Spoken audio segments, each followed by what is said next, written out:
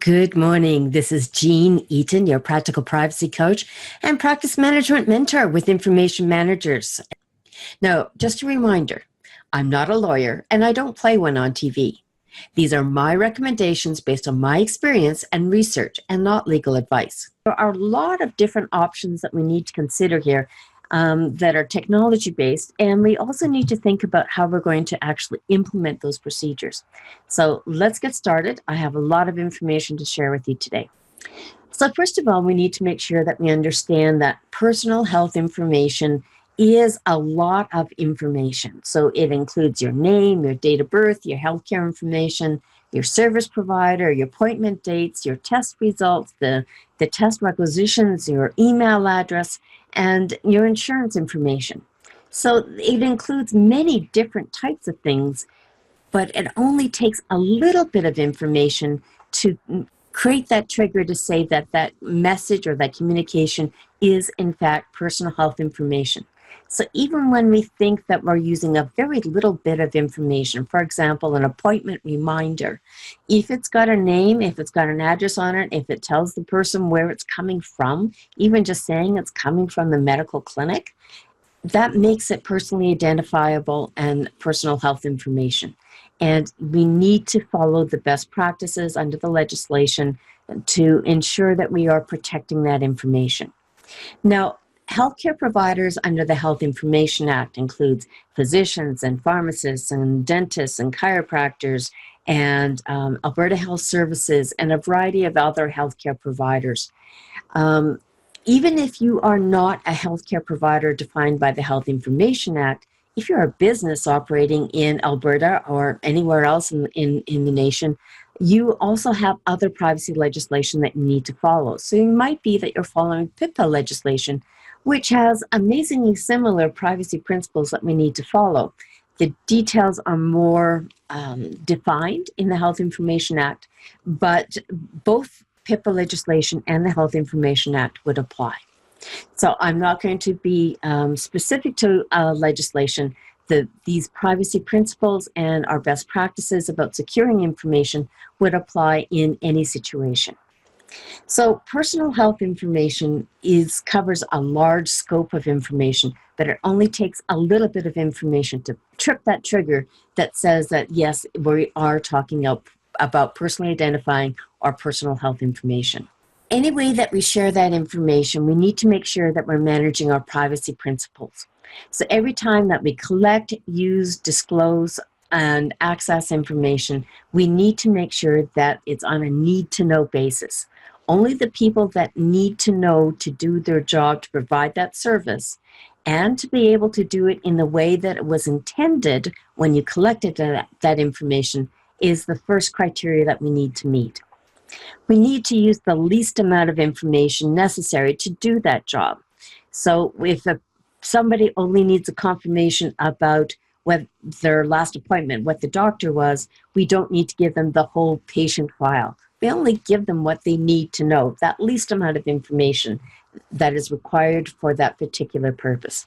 And we need to use reasonable safeguards to keep the information safe and secure.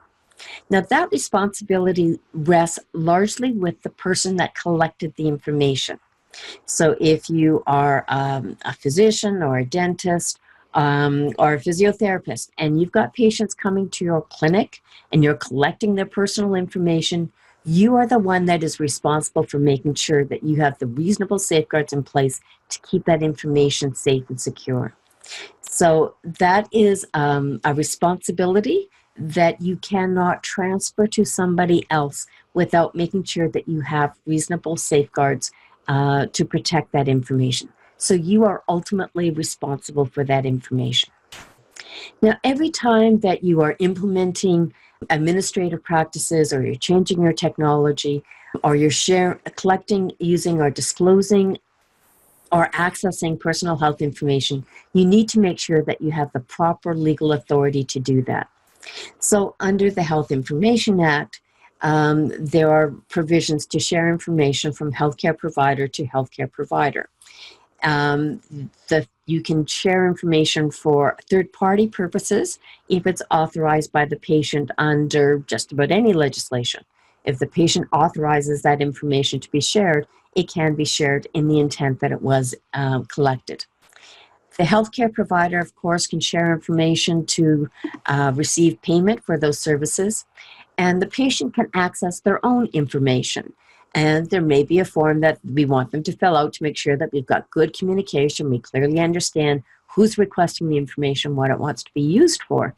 But every time that you collect, use, disclose, or access personal health information, you need to make sure that you've got the proper legal authority to do that. Now, there are many ways that a person may have share information with other individuals. So we're going to take a look at a few of those options. So there are some traditional options that we'll take a look at by mail or in person, fax to fax, fax to email or an IP fax solution, encrypted email, secure messaging, appointment reminders, appointment online booking forms, website contact forms, and patient portals. So we're going to cover a lot of information very quickly here today. So let's take a look at some of our traditional ways. We can share patient information by mail. So we can send the information by post, and there are some restrictions to be able, or some drawbacks to being able to do that. It may not be as timely as we would like. And if we're in a postal strike, it may take a very long time. But that is still an option that we can send information by mail. And we need to make sure that we've got current contact information, and we need to make sure that we've got a return address so that if the information doesn't get accepted or fails in that transmission, that it comes back to us. So that's a tried and true process to be able to share information. Now, many clinics still require patients to come in person to their clinic to pick up the information, and then the patient can deliver it to a third-party person. So we've got some traditional ways that we can share health information. Let's take a look at a few other ways. Now, another traditional way of sharing information is sending information from fax to fax. So it is a tried and true technology. We know that the technology works. But we also know that we still have problems with sending information from fax to fax. So we have a variety of different risks. So there could be an error in the fax number. So somebody may have misdialed. They may have given you the wrong number. It was the right number at one point in time, but now it's not. So we have information that we send by fax, but it doesn't get to its intended recipient for any number of reasons.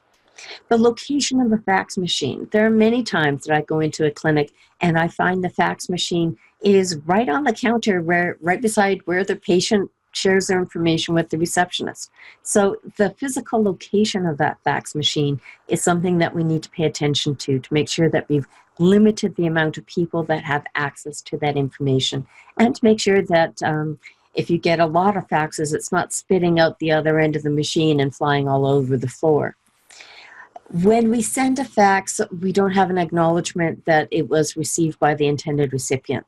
Now, we might have an acknowledgement that the fax transmission was successful, but we don't necessarily know who received it on the other end. And quite frankly, many clinics have turned off that fax transmission receipt because there are so many of them. So that isn't always a foolproof solution either. And we know that some people are using fax to an unsecure email.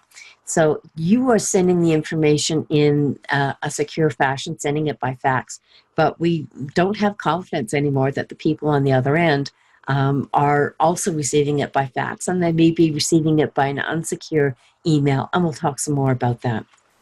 So in fact, fax technology, while the technology is tried and true, the way that we use our fax machines and the volume, the massive amount of information that we send by fax is creating a great deal of challenges and risks.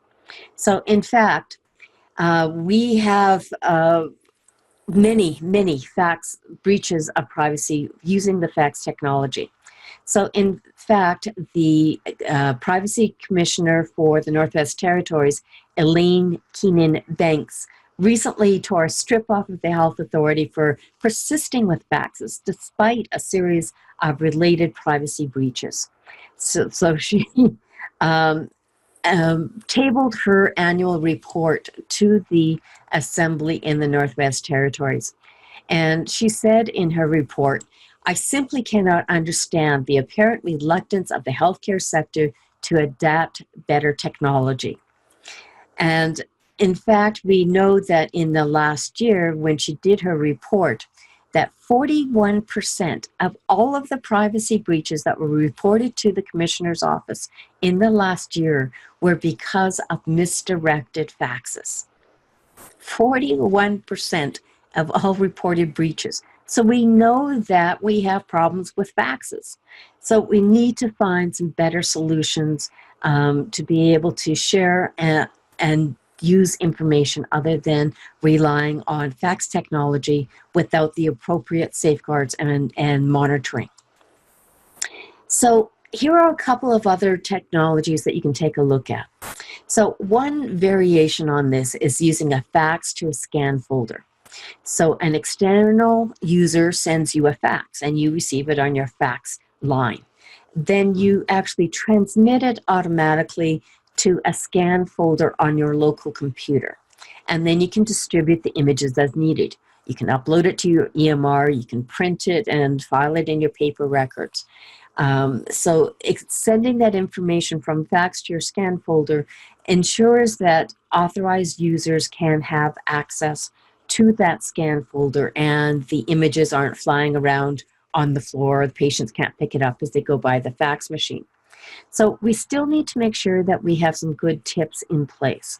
So we need to make sure that they have a secure local computer and that the information on that local computer is restricted access and that only authorized people have access to it.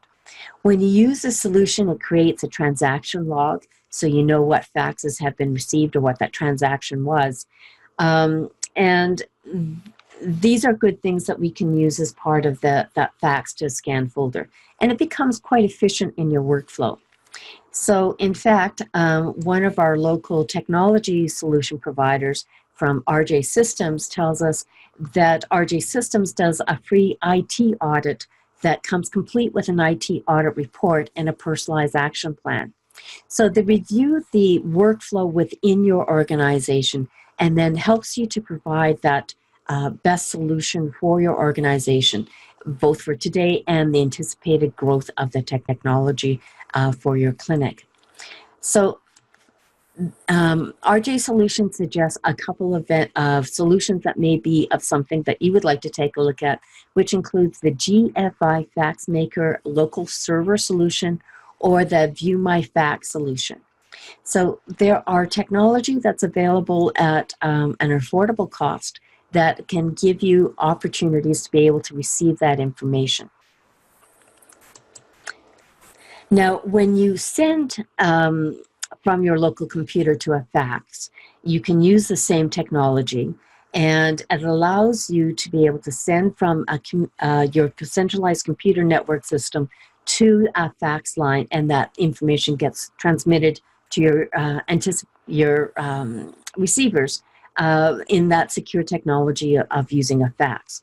But there are some safeguards and some policies and procedures that you need to put in place to make sure that the right people have access to the fax technology from your computer system. And the biggest thing and the most challenging thing in this solution is to be able to manage a central address book of fax numbers. So that's probably the gotcha point in this solution, that you need to make sure that you've got a very clean address book so that we don't have many people typing in a phone number or a fax number in your computer system and then pressing that button that says, instead of print, it says send by fax. So that's the biggest problem in the workflow for this particular solution. It's solvable, but you need to consider it. When you send information from your local computer to a fax, it creates a transaction log.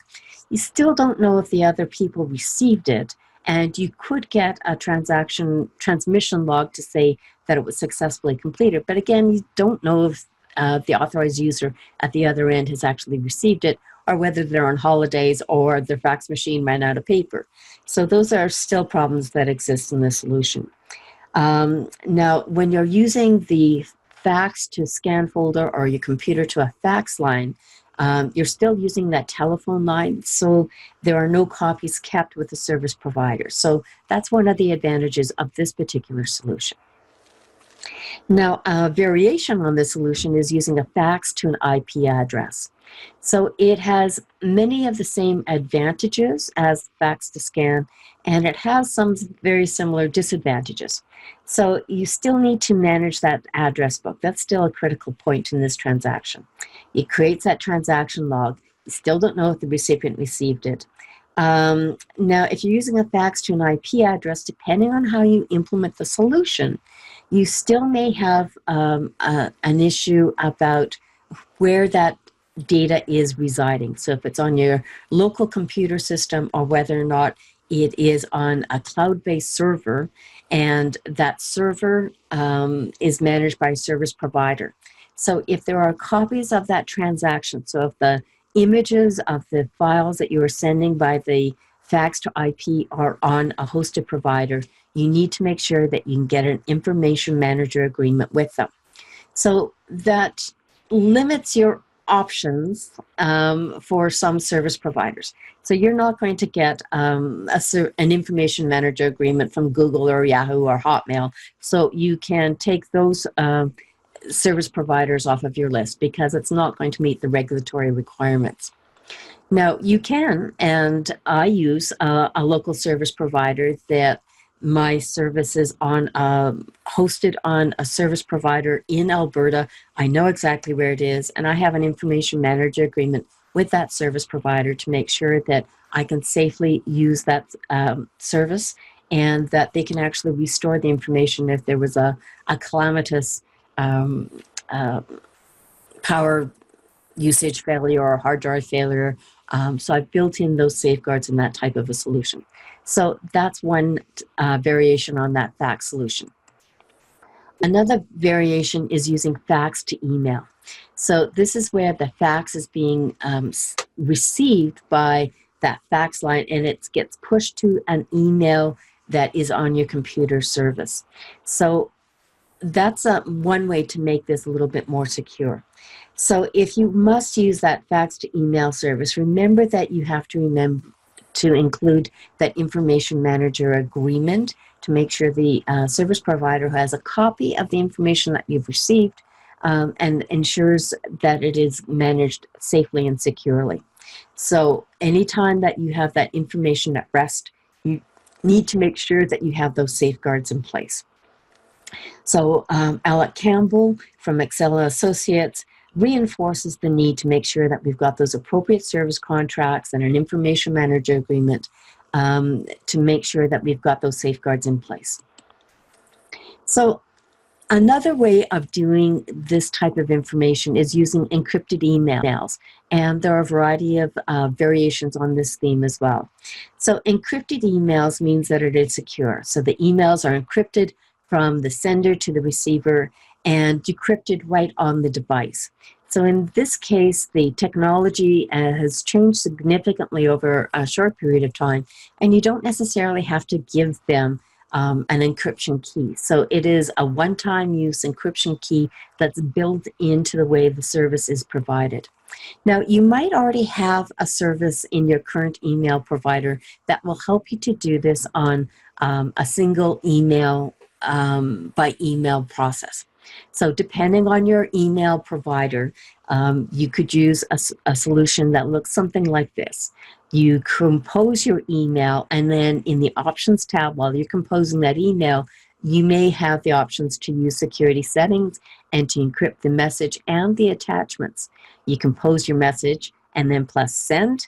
The recipient receives the information securely, and depending on the type of service that you purchase, the recipient may also be able to reply using that secure messaging channel for that particular one of email. So this is particularly good for sending emails from your practice, but it still doesn't solve the problem when you have a fax to an email service, and using that fax to an email service, what you receive in the email isn't encrypted. So there is one part of the solution here that works really well. The other part is still something that you need to address. So here are some things that you want to consider in your checklist, depending on what variation of an fax to email, fax to IP, fax to scan folder, or a secure email messaging platform. So you still need to make sure where is your information staying at rest. If it is staying at rest with the service provider, you need to have an information manager agreement. Internally within your organization, you need to make sure that you've got good policies and procedures that make sure that you have identified the role-based access. It may not be appropriate to have everybody in your organization manage the fax address book. And you may make sure that only limited few people be able to receive the information by fax to email or fax to scan folder. And that's good reason, a good process for a number of reasons. You want some redundancy in your organization to make sure that someone is allowed to actually take holidays, but you want to make sure that you've got a few people that get really good about this process, so that you can make sure that you've got good processes in place and that they become very proficient with that process. So you want to limit the amount of information that you send by these processes as appropriate. Make sure that you're monitoring and self-auditing that the process that you implement is working the way that you intended, and that we don't get sloppy with our processes. So let's take a look at a couple of other alternative technologies that you can use to provide a solution to both send and receive information securely from other healthcare providers, from patients, and third-party users. So there is a variety of technology that's available to do secure messaging. So one way to do secure messaging that is not a fax and not an email, it's actually a separate platform, is to use a service like Doctor to Doctor. So Doctor to Doctor is a service that is created by Microquest, a vendor in Alberta, and is supported and endorsed by the Alberta Medical Association. It ensures that everybody who has an account on that same platform can send information securely on that platform. So everything is encrypted. There is an audit trail for both the sender and the receiver, and the information that is kept on that secure messaging platform can then be downloaded and used to your electronic medical record, or you can print to a hard copy if you've got paper records. One of the nice things about using the secure messaging is that you can make sure that, because you've got a limited, a large number of users on the platform, but it is a limited portal, that you are sending the information to a clinic's office and not misdialing the number and sending it to Joe's Garage, because Joe's Garage doesn't have an account on the secure platform. So you have the opportunity to make sure that it's going to the intended receiver, and you actually can get a message to say that the intended receiver actually opened that message. So it does help to confirm that the receiver received the information in a timely fashion, and you can set up reminders to make sure that you can follow up and make sure that it was acknowledged as being received. In Doctor to Doctor, you can have access to the secure messaging platform, and it is free, and it is open to all kinds of healthcare providers. So it was initially for physicians only, but it is now open to all kinds of healthcare providers within Alberta, so you can send that information through Doctor to Doctor. Now, it does require the other person to have an account on Doctor to Doctor, but what you can do is invite that person who doesn't have an account yet to create an account and be able to use that secure messaging. So that's a great way to be able to onboard and recruit those other referring partners in your organization, to make sure that you can tell them you've got a secure messaging solution and you'd like to be able to invite them to join you on Doctor to Doctor, so that you can have that smooth communication. Many billing providers offer a secure portal. And in fact, also some associations and colleges of health professionals also offer a secure portal. So that the Canadian Dental Association provides a secure portal for sharing information between other dental providers and their insurance billing partners. Other healthcare billing partners have a secure portal specifically from that healthcare provider to that billing provider. So it would require you to move to a different platform to transmit that billing information. But maybe that's not such a bad thing, because you may not want to have the same person in your office processing the billing as they are receiving emails and faxes from your labs, for example. So the division of labor, that division of role of responsibilities and access, may be okay to have a separate secure portal service for that billing transaction. So that's another option as well. Now, there are many ways that we may want to actually communicate with patients, and there are lots of ways that we can parcel this information out. So appointment reminders is something that patients are very much interested in, and it may be a great way to be able to provide additional services to your patients. But we need to remember that we need to limit the amount of information that's going to patients, because we don't know how they're going to receive that information. And I always believe very strongly that we need to make sure that we are informing the patients that what the risks are for managing that patient information. So if you're sending the information as an appointment reminder by text or by email, they need to know what the associated risks of that information are. It could be read by somebody else. It could be forwarded to somebody that they didn't want it to be forwarded to. Just the way that we use email means that it can be forwarded to another account.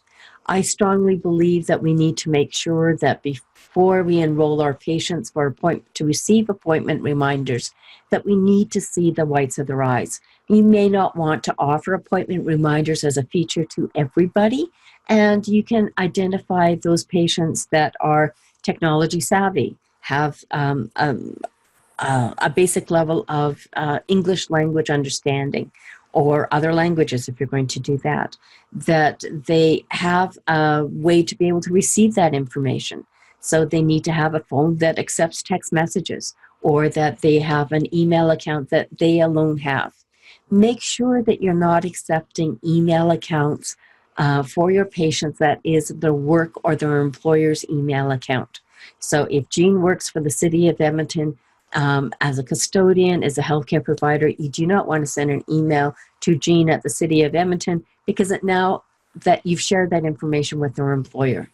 So the only way, in my belief, is to make sure that you see the whites of the eyes of the patient before you offer them the opportunity to share information or to receive information for appointment reminders or online booking. Now, let's talk about a couple of variations to that. Many healthcare providers have a form on their website that says, we're really great and we'd love to see you. We're recruiting for new patients. Come and see us. Now, I really am reserved about having patients fill out an online form for your website to be able to get that first appointment with you. I think you need that website to let them know about where your clinic is and engage them so that they pick up the phone and call you. But if you want them to send in their request to you by web, at the very least, make sure that you are phoning them to confirm their appointments, not replying by email. So if you're using a web-based form to be able to recruit patients to your client, to your clinic, you need to understand where that data is residing. So if your computer server is also being your website server and you manage it in your local domain, then you are responsible for that information. When you use a website host like GoDaddy or Yahoo or many varieties of others that are dispersed around the cloud, around the globe, and you have patients entering in their information on that cloud information, you've lost control of that information. So you need to make sure you understand where that patient information is residing. If you have a form and you tell them on the form on your website, this form will go to the clinic and we will phone to confirm your appointment time and answer your questions at that time, that helps to mitigate those risks and puts in some reasonable safeguards. Still not my preferred solution, but perhaps that's a way to be able to get a little closer to that. Now, a couple of other opportunities is actually doing a patient portal. Now, these are often integrated right into your electronic medical record, so obviously there is an associated cost to being able to do this. But it is a great way to be able to share information back and forth from the patient to the healthcare provider. And of course, you need an information manager agreement account to be able to do that. There definitely are lots of advantages for using a patient portal. It can improve communication between the patient and the provider at their convenience. It can reduce workload for the front office staff for confirming appointments and following up for test results and providing the patient with supplemental information.